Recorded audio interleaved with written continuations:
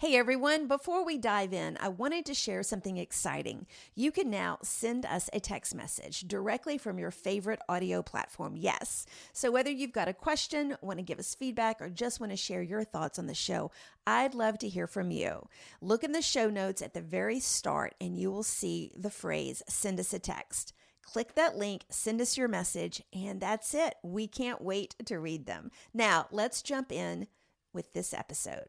More of a business feel, and I had to wrap my head around that. And Sure. that's something that I wasn't prepared for, I would say mentally, kind of going in. I was like, oh, I'm just going to play for Georgia Southern and, have a good old time and not think anything of it. And when I got there, I was like, oh, snap.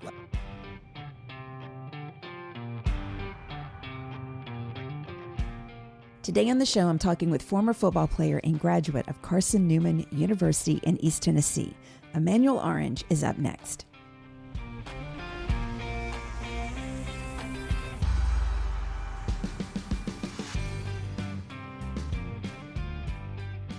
Welcome back to the Fifth Quarter Podcast. I'm your host, Sandy Adams, and this is where we dive deep into the world of sports, talking with retired athletes, current athletes, and everyone that helps make the sports world great.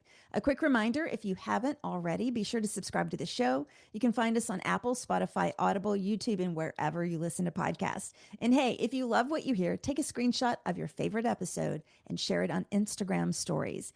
Tag us at 5THQRT Podcast so more folks can discover these stories. Now, grab your iced tea or your coffee. Get ready to be motivated and inspired because this is where the real stories are told.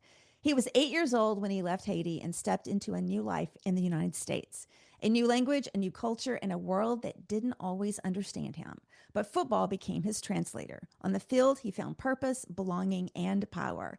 From Naples High School in Florida to leading as a team captain at Carson-Newman College in East Tennessee, Emmanuel Orange built a career defined by discipline and resilience.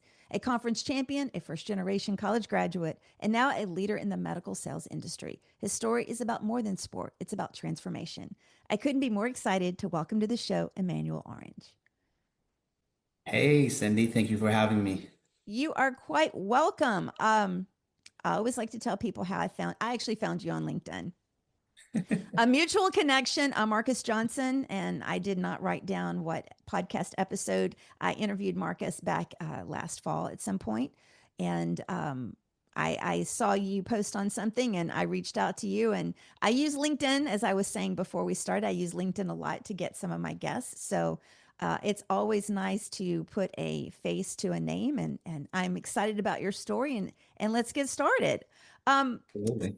so take us back. As I said, you immigrated from Haiti. Take us back to when you were 8 years old, before you came over here. What were your thoughts at that time about your future? Or as Yeah. much as an 8-year old can have They thoughts can about the understand, future. Yeah, right? Yeah. yeah. No, I mean, I definitely thought I was just going along for the ride, right? I mean, I think I was going along for the ride. My mom was pregnant at the time with my sister. I remember that vividly. And it was me and my brother. And then my dad had stayed back. So we had family who kind of had already settled in Naples in the early Okay. 90s. So we had a community already kind of based here. So, but yeah, it was, you're young and you're trying to figure things out. It's not till you're trying to make sense of the situation as you're growing up. You're like, okay, well, I don't speak the language. I don't, I'm not, you're trying to fit in, right? And so, like I said, it's a lot of humble beginnings and a lot of, struggles, early struggles. But as you kind of get adapted to the Western culture and you find out, hey, this is the way of life and this is what it's going to take to kind of be successful in your own realm, you quickly kind of find a way to kind of write your own American dream. So that's kind of what I did.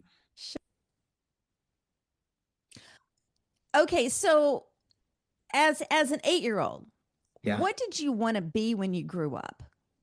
Yeah, I was always passionate about business. I think, from I Really? think, watching my parents. So my mom was a stay-at-home mom. my dad went out to work in Haiti, of course, and I kind of remember my mom was a hustler. She kind of sold like outside of like her. She kind of had her own little shop and her own little thing going on. But I was always passionate about just business. I think way before even football came into play, I wanted to kind of want to be, I was very entrepreneurial, and I always see myself, running a company or being in some type of realm of business. That's for sure.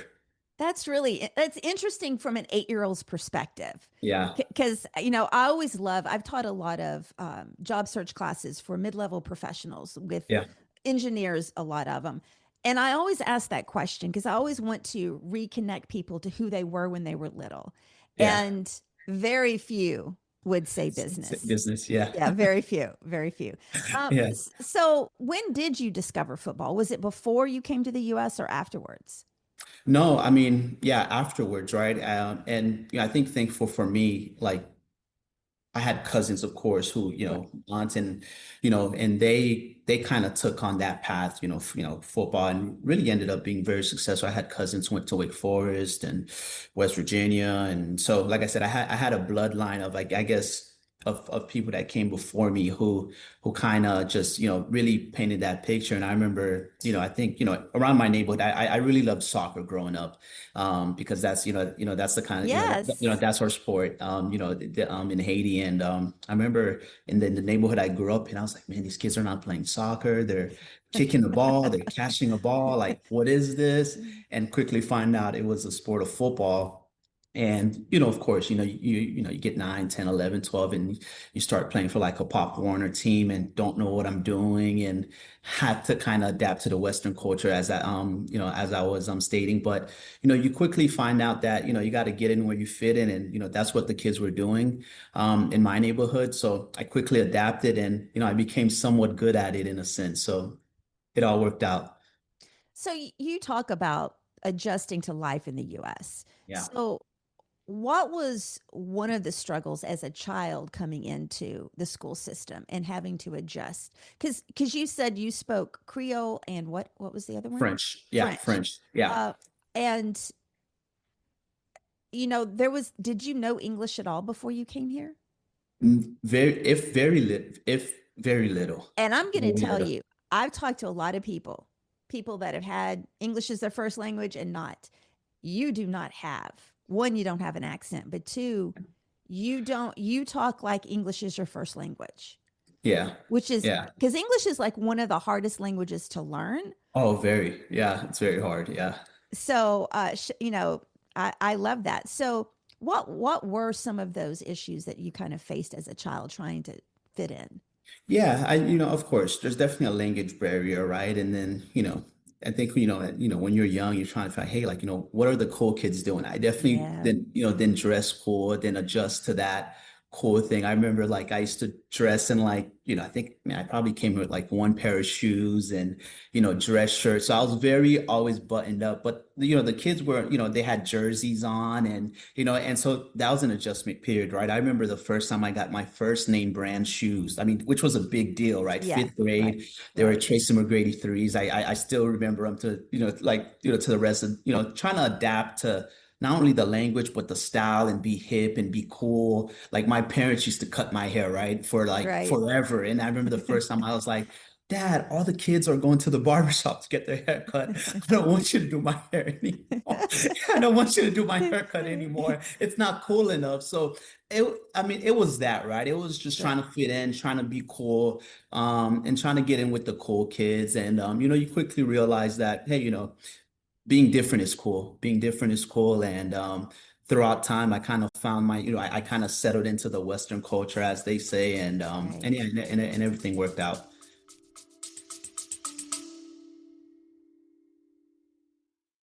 Real talk. I want to help more people like you show up online with confidence, starting with your LinkedIn profile. If your profile still reads like a job history instead of a reflection of who you are now, we need to fix that. I offer a LinkedIn makeover service where I rewrite your headline, your about section, and your experience to tell your story in a way that gets noticed, that showcases your expertise. It's personal, it's real, and it's all about helping you stand out for the right reasons. Book your makeover at sandy-adams.com LinkedIn, and let's get your profile working for you.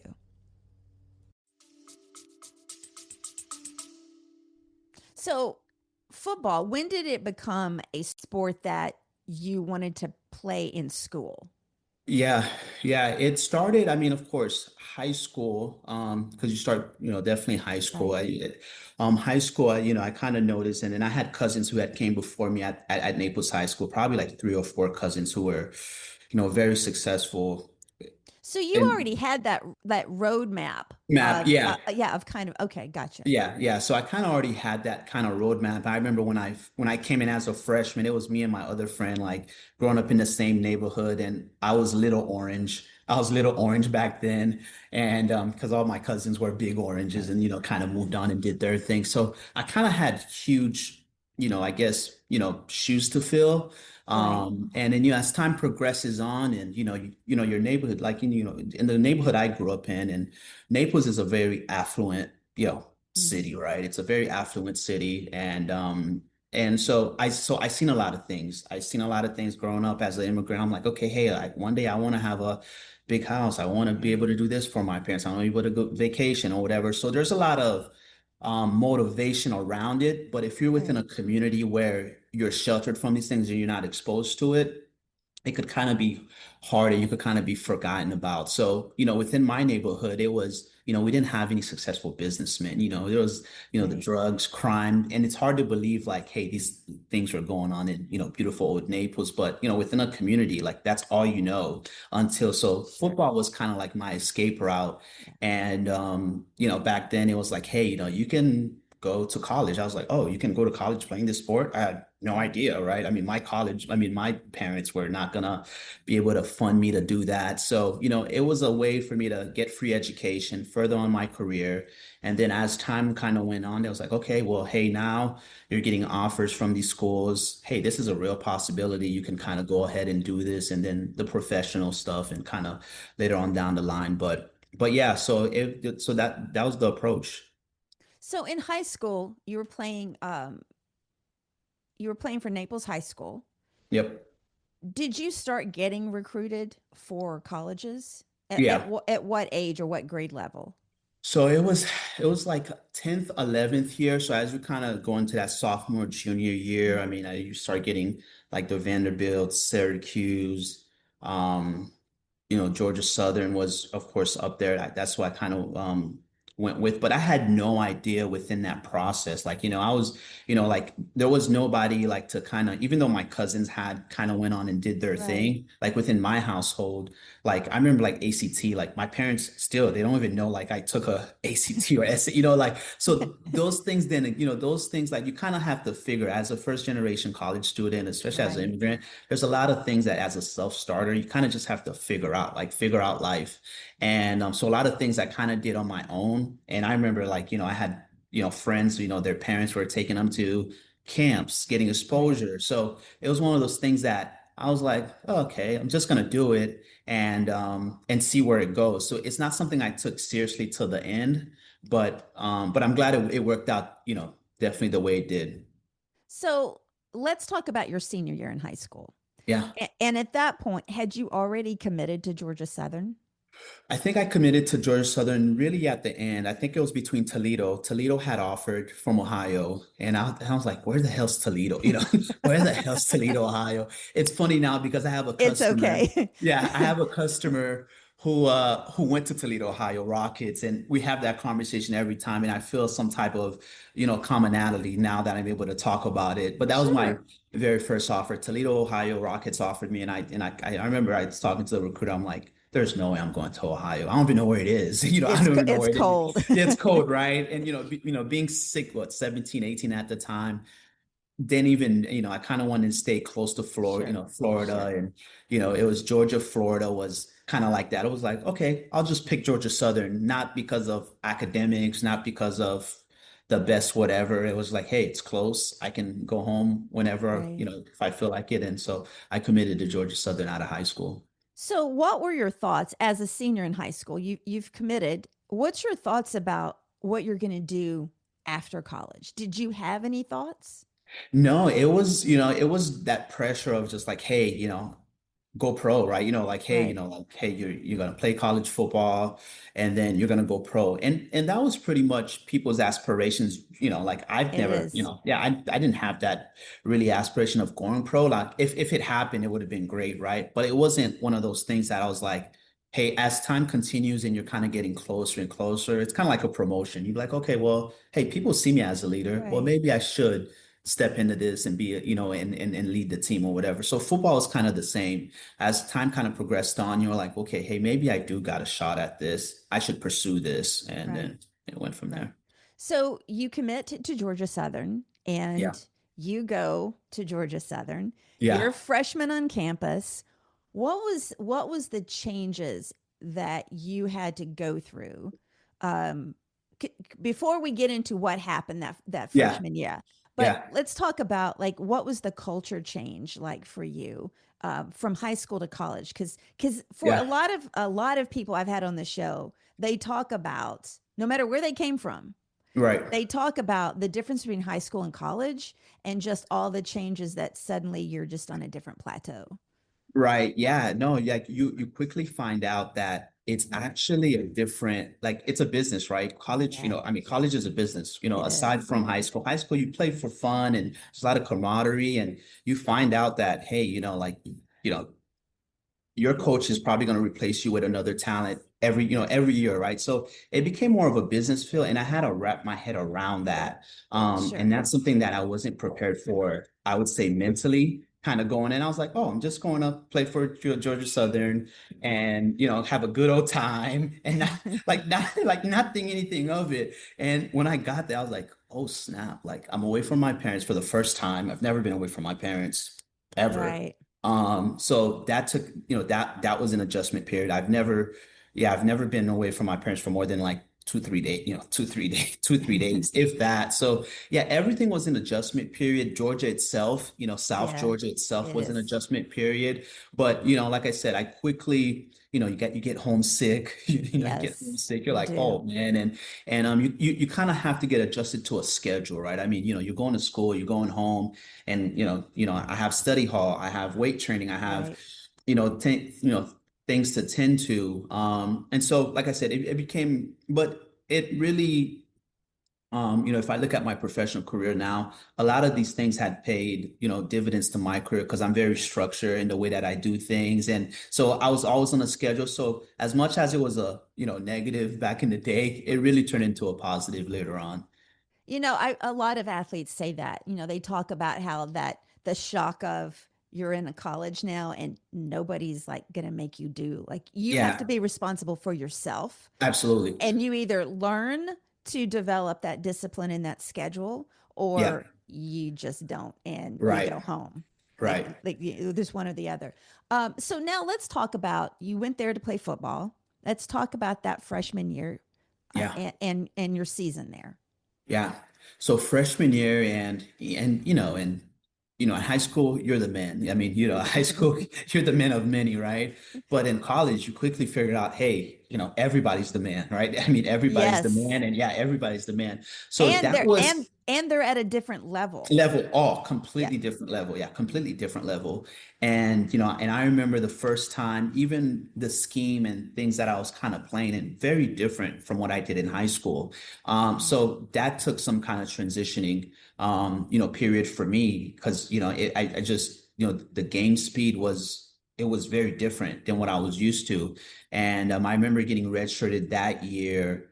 Remember getting redshirted that year because of I think NCAA was some grades or something. I had to take like a summer class or Yeah. something of Yeah. that nature.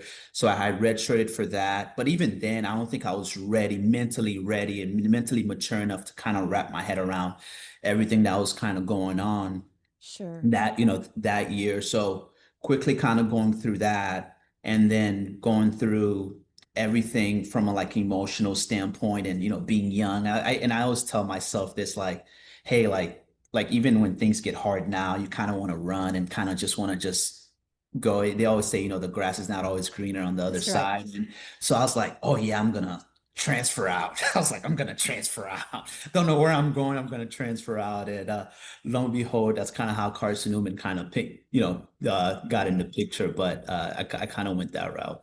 So let's talk about that because I think that what you just said, I think it applies to not only sports, but I think it applies Life.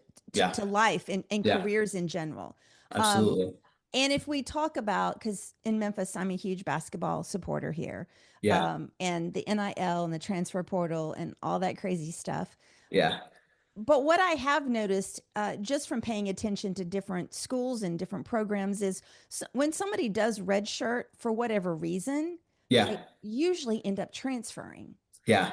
regardless of the thing. But let's look at that. So, what was your motivation specifically to transfer? Yeah, I think at the time it was just I was young and I mean, and I always tell myself this, if I were to do it all over again, I probably would have never transferred, right? But, Right, I think at the time I was very just young and dumb and a lot of outside noise, right? I think right, you kind of get caught up in that. You're blaming the coaches. You're not really sure, looking at sure, yourself and like, hey, like, how, what can I do? What can I improve?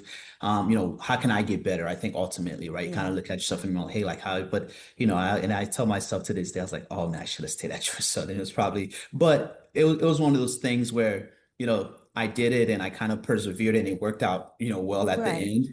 But yeah, I think, young and dumb and looking at other colleges, I'm like, and kind of like the NIL deal now, right? Hey, kids want more money yeah, here, kids want more money there. Hey, who has the flashiest gear and everything? right, So it was really for the wrong motives. I think when I transferred, I had that emotional kind of breakdown. It was really for the wrong motive. It was nothing, it was nothing like, hey, I want to transfer because of academics or, right, pursue something. It was very material, like, oh, I want this jersey. I want more freedom, whatever the heck right. it was at the time. It had nothing to do with prolonging my professional career or looking at academics. No, it was none of that. But and from what you just said, so many people have done the exact same thing. So Yeah. you're not like a special case. Like that's like perfectly normal. Thank God. Like so many people have done that. Yeah. Um, so you why did you pick Carson Newman? You're at Georgia Southern and you Yeah. picked Carson Newman, which I we were talking about. I don't know a lot about Carson Newman, even though Yeah. it's in Yeah. Tennessee. So Right. why did you pick that school? Yeah, it was so we had an upperclassman. I think his name was Dion DeBose. And then we had we had a team, his name's Oliver Davis. He was at Georgia Southern Mhm. and then he transferred to Carson Newman. Okay. And it was a Division II school. They were doing well. And at the time, I think how everything was set up in the NCAA was very different than back then, even though it was a couple of years ago. Right. Or maybe yeah, a few years ago. It's like, hey, if you transferred to a school, you had to sit out a year and Right. do all that stuff. And I was very scared to tell my parents, like, hey, I'm gonna leave this free tuition, full ride scholarship, come back home and try to figure things out. And however that may have looked like, Oh they my God. probably were not having, I mean, they were not having it. And I was very scared of failing, right? I think, my parents had sacrificed, Yeah. whatever for me to kind of further on my education and do that. And I'm, feeling sorry for myself because I want whatever the nicest cleats or whatever per diem, whatever the heck I was chasing then. Um, and so yeah, but yeah, back to the story. Yeah, so yeah, Oliver Davis was at Georgia Southern, transferred to Carson Newman. I think he was there for 2, 3 years, and we kind of met at the back end of his career as he was kind of transitioning out. And yeah, it kind of went from there. And then my friend was like, "Hey, Carson Newman is a pretty good school. They're a great Division II schools. They're winning. Seems like a good program. Go for it." And I just on a whim didn't even take a visit there or nothing. Oh my God. Think I talked to the coach, which is my position coach, which was Aaron Hutzel at the time. He's like, "Hey man, I see your film. I like it. Let's get you up here." And yeah, just went to Carson Newman on a whim, and that's all she wrote. Well, That's all she wrote. things happen for reasons, right? They Yeah, they do yeah, happen for a reason. And whatever decisions we make, we always have to make the best of what our choices are. absolutely. Um, I would say looking at your career at Carson Newman that you actually, really blossomed there. Yeah. So, when did you get to start playing football immediately or did you have to sit out? Yeah, no, I started playing immediately, and I'll tell you a little backstory too. Like, in Carson-Newman, I didn't even know like my high school head coach was great friends with the head coach, which was Ken Right. Sparks. He later on passed away. Rest in peace to him. But they were great, great friends. And Tony Dungy and my head coach and Ken Sparks Okay. were like all best friends. So it was this kind of like very surreal kind of deal. But yeah, so yeah, had a great career at Carson Newman, and it was a Christian college. It was a Christian school, Christian college, and in Georgia Southern, I had a very it was different. It was It very was different. different. It was different. I'll just leave it at that. It was it very was it different. was different. We had at Carson Newman, we had to go to chapel and things Right. like that. So it was one of those things, kind of looking back at it, even though I wish I would have stayed, there was a lot of good that happened at Carson Newman from a growth standpoint, for because for my dad's a pastor and I'm Right. faith-based. And so a lot of things kind of tied into it. And it was very different. The culture, the football, it was different. Like it was a whole 360 in culture, but it ended up working out. So let's talk about that. You were named team captain at Yeah. Carson Newman. Was Yeah. that your junior or senior year? I think I was there, yeah, my junior and senior year. I think I was a Okay. team captain probably 2 years there. Yeah. And did you feel like you deserved it at the time? Well, you know what I always say, people choose leaders, right? And I think, when you show those traits, Hmm. you can always say, hey, I'm up for the challenge, or you can be like, hey, Right. go another direction. So I think I always had those leadership qualities within me, even, with, as even in high school, kind of going through college. And so it was one of those things I kind of, I definitely embraced. So for you, what did you see as what did leadership look like for you back then?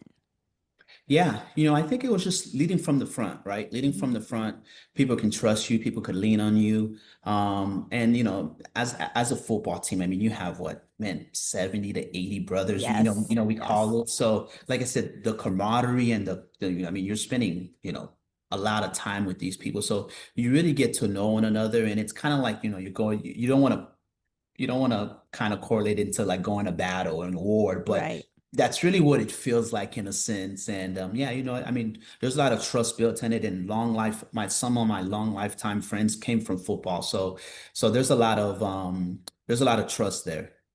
Was there any moment though during your time at Georgia Southern and at Carson Newman, did you ever like question why you were playing football? Like, was there ever a moment when you're like, am I really meant to do this or should I just give this up and go do something else? You know what? I think later on down the line, you kind of have this like, okay, hey, after this, like what's next, right? Because, Yes. as the time's ticking, right? I mean, the time's ticking, and That's right. you always kind of hear statistic of like, hey, and we used to have guest speakers come in like, hey, like after football, football, you can't play Right. football forever. So Right. like, what's next, right? You're gonna have guys who are gonna go on and be amazing fathers, amazing husbands, amazing businessmen, or whatever that Right. looked like. So for me, that was always my aspiration. But at the same time, going back home, when you go back home, it's like, hey, NFL, how's that looking? And I'm like, Yeah. I'm working on it. I'm working on it, right? I'm working on it. And then you come to a reality like, you know what? I don't know if this thing's gonna happen. I really need to Right. figure out a plan B. So but that's the journey within itself. So what did you major in at Carson Newman? Yeah, so funny enough, at Georgia Southern, it's a Christian college, right? So Mhm. there's majors that maybe no other school has. Right. And I remember like half of my credits, because I think I was with every all my teammates at Georgia Southern were sport management majors. And if you were to ask every football player, say, hey, what do you want to go do? Hey, I'm gonna be a sport agent. That's Football right. doesn't work That's out. right. And so I was a sport management major. Carson-Newman didn't have that. So I said, well, I like business. Let's pick marketing. And I remember I sat in one class in marketing. I was like, I, I understand this stuff. I understand kind of the consumer side of things. I was like, you know Right. what? I don't think I want to do marketing. And then I remember I was going out to I went out. It was a very small. Carson was very small. I think it's like 1,200, 2,000, 1,200 Oh, kids. So I went wow. from Yeah. 20,000 kids to 1,200. Yeah. Like your professor was like your academic advisor. Like at Carson-Newman, I mean at Georgia Southern, like it was a whole like department. I mean, there was so much things that were done for you Right. at the Division 1 level, which is Right. very different. So I remember I went to my my one of my professors at the time, and I was like, hey, and I hated math. And I was like, hey, I what do too. major? Yeah, I was like, what major doesn't have math? And he was like, well, general communications. And I was like, well, I like to communicate. So I was like, I like to communicate. Yeah, let's go for that. So yeah, so I chose general communications, and then I went from there. So I got my bachelor's in that. Okay, so you're a senior at Carson-Newman and you graduate. Did you think about going into or preparing for the NFL draft? Did that actually, like, did you really consider Yeah, that? it was, yeah, like I said, very short. I think I had worked out for the New York Giants during my pro day. Okay. Yeah, we had a pro day. We had, yeah, the New York Giants. Yeah, worked, yeah, we had a pro day and worked out with the New York Giants. And after that, there was a few Canadian teams, and then got an agent laid. And then he was like, "Hey, man, I think you're a diamond in the rough." And like, "Hey, man, like, you definitely should have, been seen or picked up by somebody, but that didn't happen." And it just got very like I mean, I was at home back then. I was back Right. home back then training, training with his name was Derek Touche, back in Naples. And I'm chased training with some other guys. I went to Baylor, Bowling Green, and UConn, who kind of had stuff who Mm-hmm. kind of had their shot too. But yeah, it like for me coming back home, and I was like, you know what? I don't think I wanna start making like some type of income, some type of way, right? Right. For me, I got tired of the just going to work out, beating my body up, traveling and going to this workout, try out for this workout. And I'm like, I don't think my heart is really in this, but my true passion's always been business. Right. So let's go for that. And that's what I did ultimately. Did you have a moment afterwards Yeah. when you gave up the dream of football? Did you Yeah. have a moment afterwards where you had regrets that you I think didn't try more? You know what? I think the only regret was like, hey, if I stayed at Georgia Southern, things would have been a little different. Things would have been a little different. Sure. I guess from a football From an standpoint. Yeah, exposure, yeah, yeah, From an exposure. exposure standpoint, Yeah. yeah. And so that was my only, I guess, regret. But at the same time, I got my degree and things went Right. the way it went. And it's one of those things. It's like, hey, it could have went multiple ways, but at the Sure. end, I think even in the position that I am now, I'm definitely glad it went the way it went. Sure. I don't think I would have had it any other way. Is there anything about playing football that you do miss? You know what? It's funny because I get to watch some of my teammates that I played football with, whether it's at Carson-Newman or Georgia Southern, who turned pro. Right. And like I just you just love being out there, that locker room feel, the jitters before game day. I mean, there's nothing like it. So I live vicariously through people now. Sure. I'm not one of those like, hey, back in my day, hey, I let people have their I let people have their shine, Right. and I'm good with what I'm doing now, right now, within my realm when it comes to a sales professional. But yeah, I think it's just the overall camaraderie and things leading up, the Right. games and training and beating your body up. Like I live in Florida, and being outside, I'm like, man, I can't believe I used to practice in this. Yeah, It's like, wow. So yeah. the things we adjust to really quickly, Right. right? Yeah. Yeah. Um, I've talked to a lot of the male athletes and women, the female athletes too. Yeah. And did you have like some of them have talked about the hardest thing for them was how to fulfill that exercise Yeah. issue, what they got as an athlete. They were on such a schedule. They Yeah. knew when they had to train and how they had to train, and then suddenly they don't have anybody telling them what to Pivot. do, Yeah. but their body needs Right. that. I even had one track lady who actually is an associate AD at Georgia Tech. Yeah. She ran track, and she said her body actually went through withdrawals Yeah. afterwards because because you're not going to train the same way you did before, No, obviously. no, no.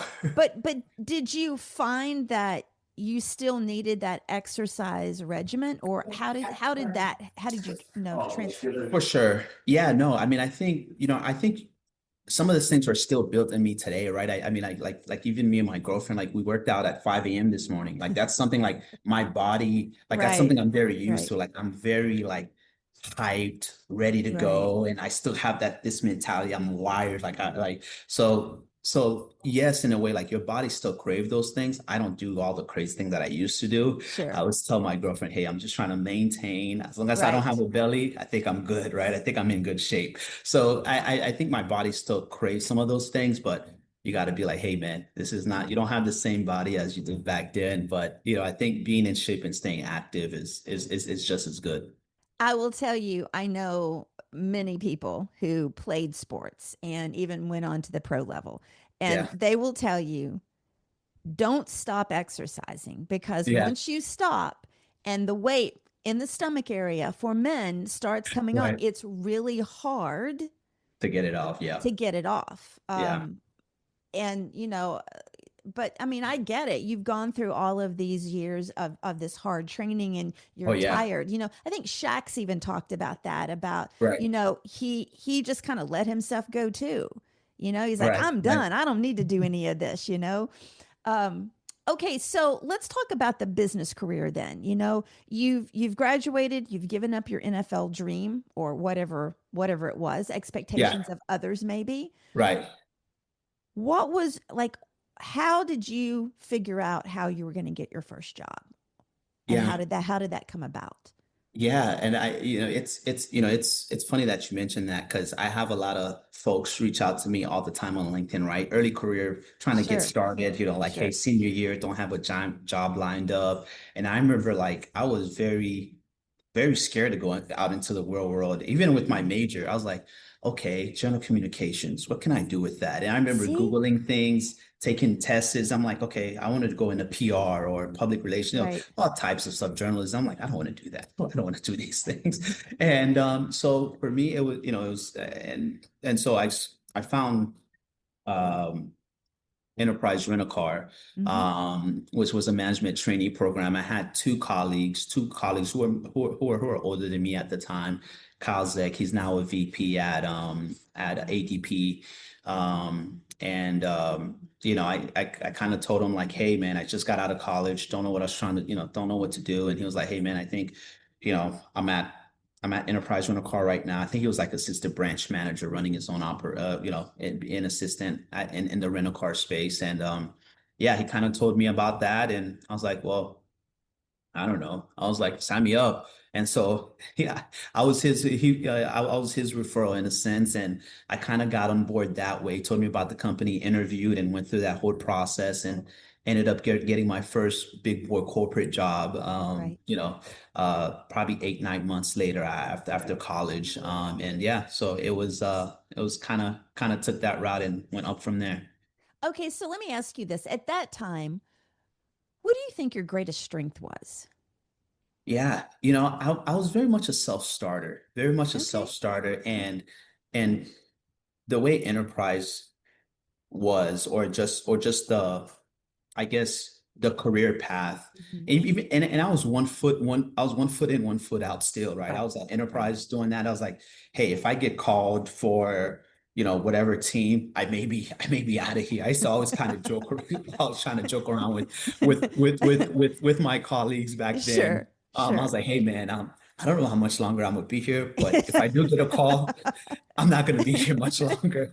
But but but yeah, it was but yeah, it was yeah, I think my greatest strength was just being a self-starter and being able to apply anything like, and I was coachable. I was coachable. I've always been coachable. So if you tell me something, I'm gonna go apply it right away and Right. get some kind of result out of it. And yeah, so that's what kind of made me successful throughout my career with Enterprise, being there for 6.5 years and 8 promotions. That was kind of just my recipe for it all, being a self-starter and being coachable. So you stay there for 6.5 years, Yeah. and it's interesting. The episode before yours is Yeah. with the head coach, women's basketball at Post University. Yeah. And she was, because I actually recorded that this morning Yeah. for those that are watching this later. Um, she actually talked about how Enterprise was giving some of her her players Yeah. internships. Wow. Yeah. So it's very much a coincidence. I can't talk right now. It's very much a coincidence, Right. that you're having that same conversation. What do you think those 6.5 years taught you about yourself? Yeah. I mean, the way enterprise is structured, I mean, there's a lot of autonomy because you're running your own business, right? I Right. always tell people it's like you're getting an MBA, a hands-on MBA. And so there's a lot of things I learned about not only business, but really about myself, right? Sure. Even being a multicultural, you got to deal with different people. You're working within a team environment. Yes. Some of the same things that I learned in football and sports and being a Right. captain, those are the same kind of characteristics that I was able to kind of corral around my team and implement around my team and have successful teams throughout my career. And, definitely the leadership aspect and being able to work along with people, being able to, um, you know, um, you know, um, fill people's cup and develop Right. them, train them, and just being an overall good steward within your community, right? I mean, I think, Enterprise, I mean, of course it's a national brand, but you're in local communities, you're helping out Yes. people. And so there's a lot of good that comes within that. So I think enterprise really taught me a lot. And it really got a lot out of me too, because it challenges you, right? Just like kind Sure of it does. football and sports challenges you, like, hey, things are not going to go your way. I No. remember there was times that even though I tell you 6.5 years, 8 promotions, I'm like, oh my God, that looks great. But I got told no so many Sure. times, and that's life. And that's life. And you get to learn that, you get to pivot, you get to work on your strength, you get to work on your weaknesses and get better. And so it really taught me a lot of things about myself that life had taught me. And Right. so it really paid dividends down the road. And for jobs like that, you're very front facing. So you're Yeah, dealing with customers 100%. in stressful times of their life, because there's 100%. Yeah. nothing more stressful than getting off a plane and trying to go get a rental car, Medical. Yeah. and in the middle of the night or whatever. And so I think, that's the best training ground possible to learn how to pivot quickly and navigate and just, pull those britches up and do Yeah, what's got to be done. absolutely. So when did you decide that that was enough and you wanted to go a different direction, or you wanted to move on? Yeah, yes. 6.5 years in, I kind of looked at the trajectory of my career, and it was great. I tell people like, and I always co-sign enterprise. That's one of probably the best thing that happened to me Yeah. throughout my professional career. But at the end of the day, anybody would tell you, whether it's senior leadership, nobody goes to school to rent cars. You No. can't go to school to rent cars. But But within that, somebody's got to but do it. yeah, somebody's got to do it, right? And it teaches you a lot about leadership, running your own business. And I remember I kind of looked at my career. I was like, hey, you know what? I've I've I've done this. It's kind of like a football career. You look at Mm, it, you look at it, you take a step back, you're like, hey, I had a great career here.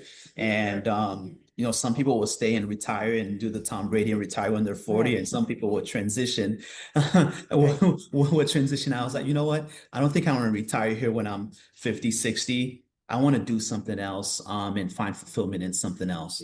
And took a 4 month sabbatical, try to figure things out. Worked for a company called Monroe for a little bit, and then I kind of pivoted into medical sales at the end, and I was really to find some really fulfillment and joy within what I do now.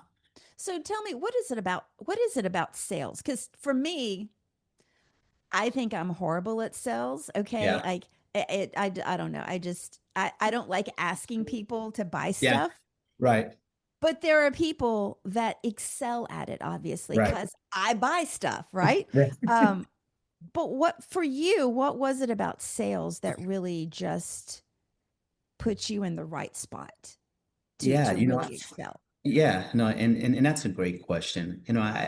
I always tell people like they're in sales in one way or another. They just don't know Sure, it they are. yet. You're exactly right. But yeah, I mean, to me, sales it's very basic and go back to just fundamentals. It's all about finding a solution to a problem.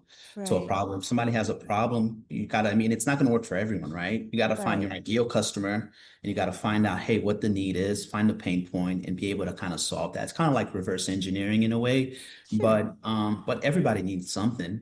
So Hmm. it's really about aligning with that person needs and wants and be able to come up with a solution or product or service and to kind of fulfill that need. So, but sales, it's always I'm a problem solver. I'm a problem Right. solver. I love solving things. Things keep me up. If I'm the kind of guy, if something's broken, I want to fix it. I want to fix Hmm. it and I'm not going to leave till I fix it. So that's kind of how I'm wired as a self-starter. So that's kind of just ingrained in me and I like to fix things and really come up. I like to stress myself out.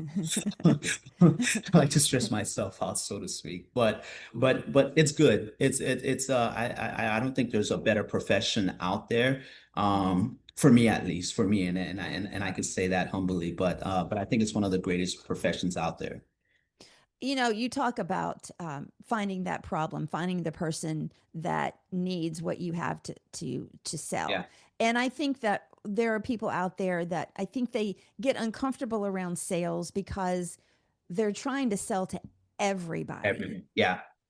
And unfortunately, you're picking the people that maybe you think are easiest to sell to, and they're Right. not wanting what you have to sell, and it Correct. discourages people, right? Right. And I think it's like it's kind of the same way because I taught job search in Houston for about 5 years, and I think it's the same thing for people for looking for jobs. They want to take any job that's offered to them, Right.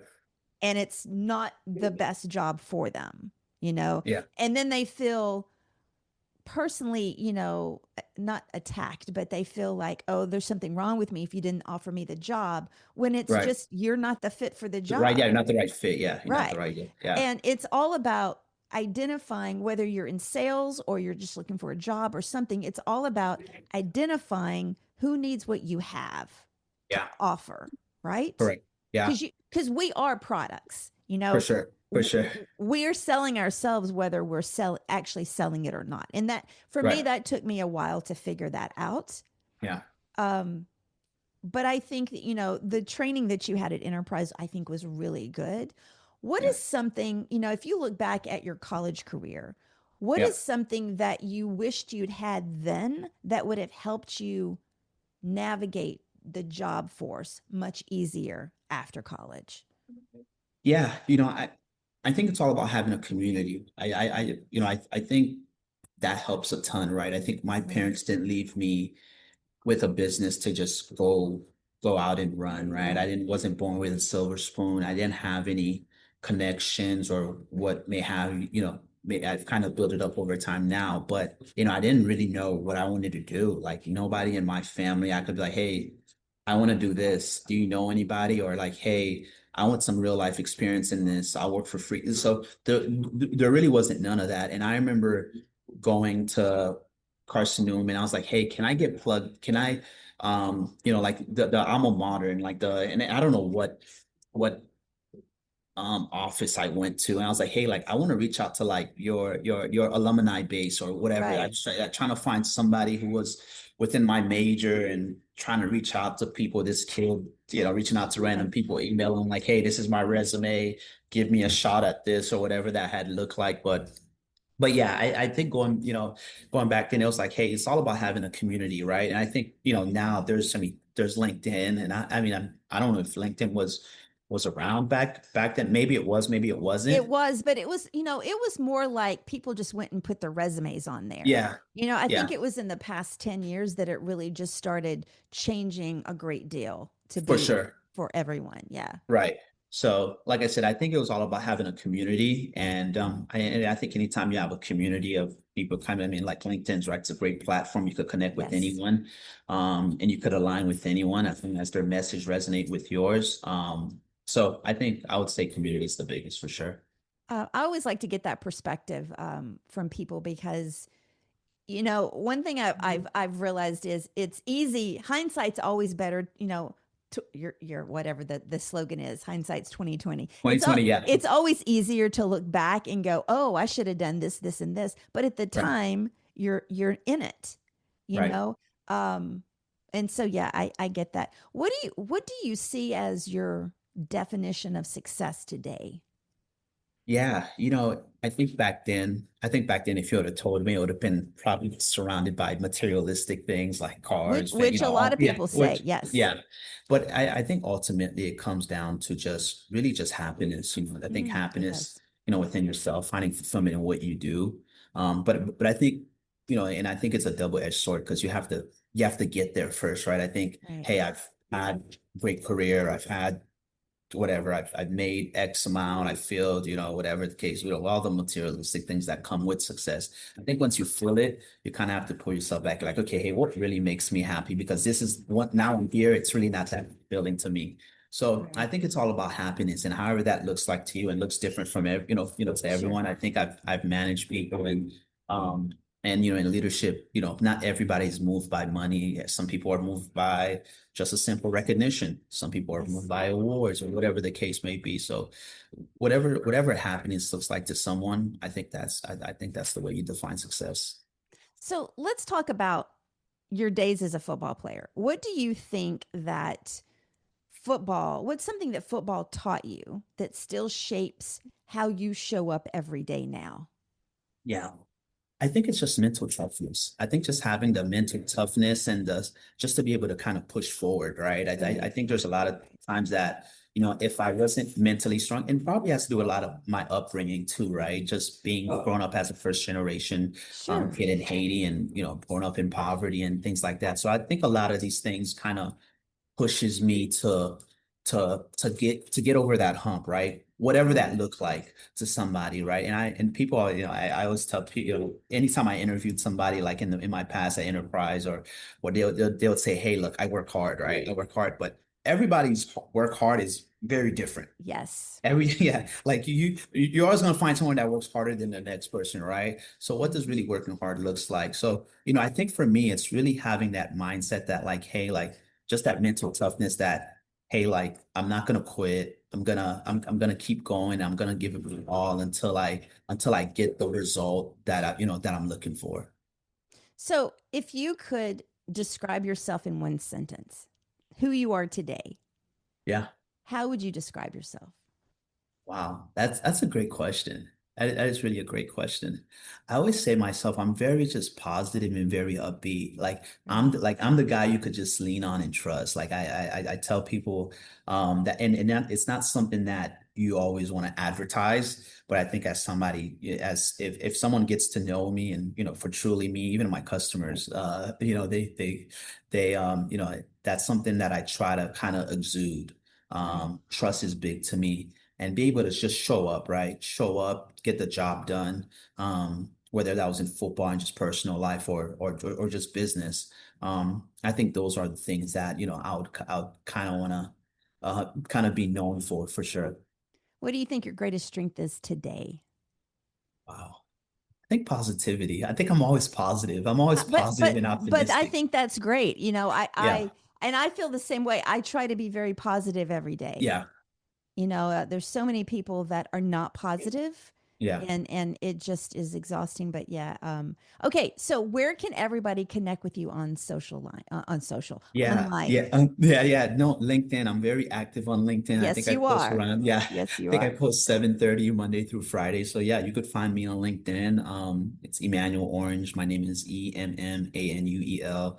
Orange like the color. I always have to tell people that because Yeah. they'll butcher that. But yeah, it's orange like the color.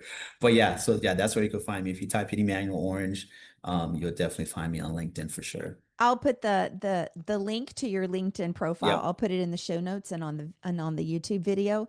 I always love to ask this question, so I'm going to change it up for you just a little bit.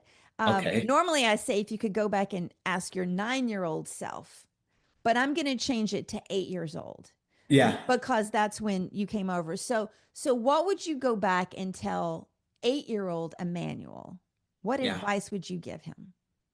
Or give yourself? Wow. That's What a great advice question. would you give yourself? Wow, that's a great question. I think you just put me in a deep thought there. Well, and the lady from Post, she also said the same thing. She's like, "Wow, I've Wow. never been asked." Yeah. Yeah, wow, what would I tell myself? I mean, keep going. I think keep going. I think progression. That's good. Yeah, I mean, I love the idea of just progressing through life and not just being stuck. Right. So, if anything, just keep going, try everything, do everything, but just keep going. I think as long you're not, settling and you're not, yeah, you're just not staying in one place doing the same old thing. But I think progression, I think I'll tell myself to keep going and not just keep progressing throughout life. No, I get that. Okay, so I'm going to give you a few flash fire questions. Yeah. Number one, favorite Haitian dish.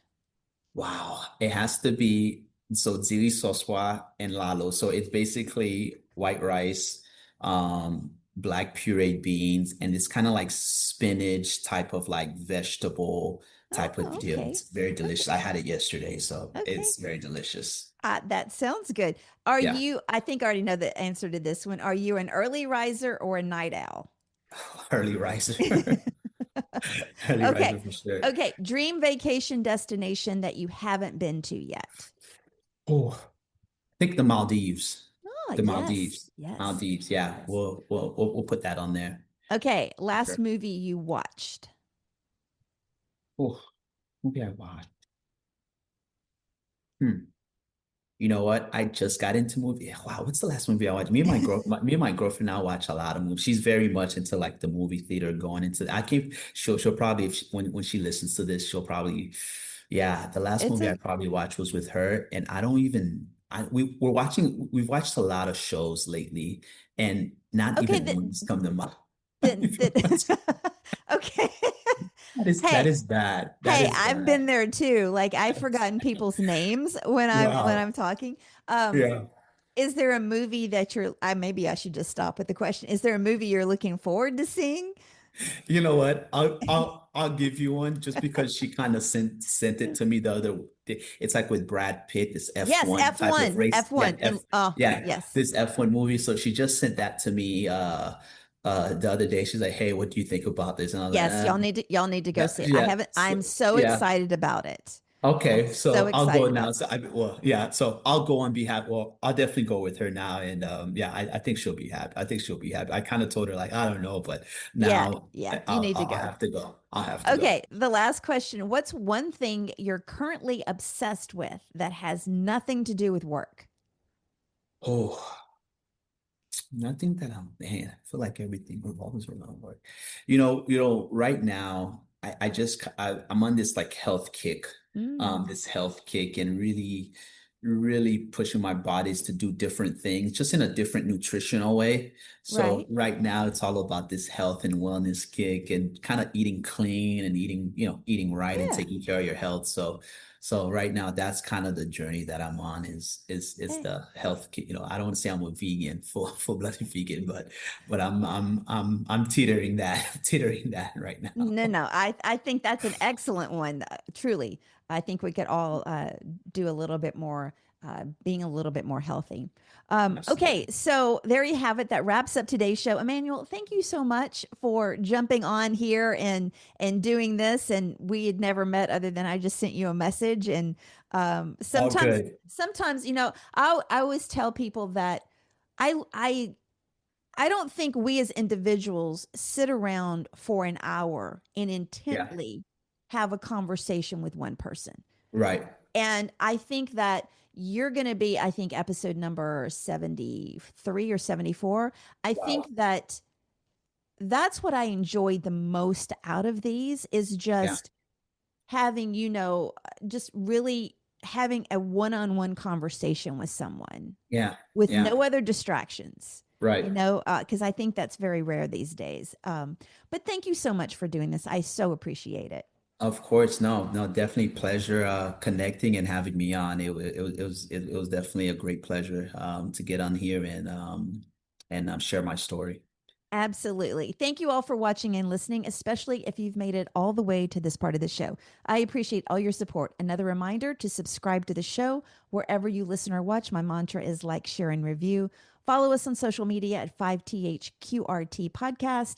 Until next time, remember, change is our ally and it paves the way for greatness. Stay inspired. Have a great rest of the week.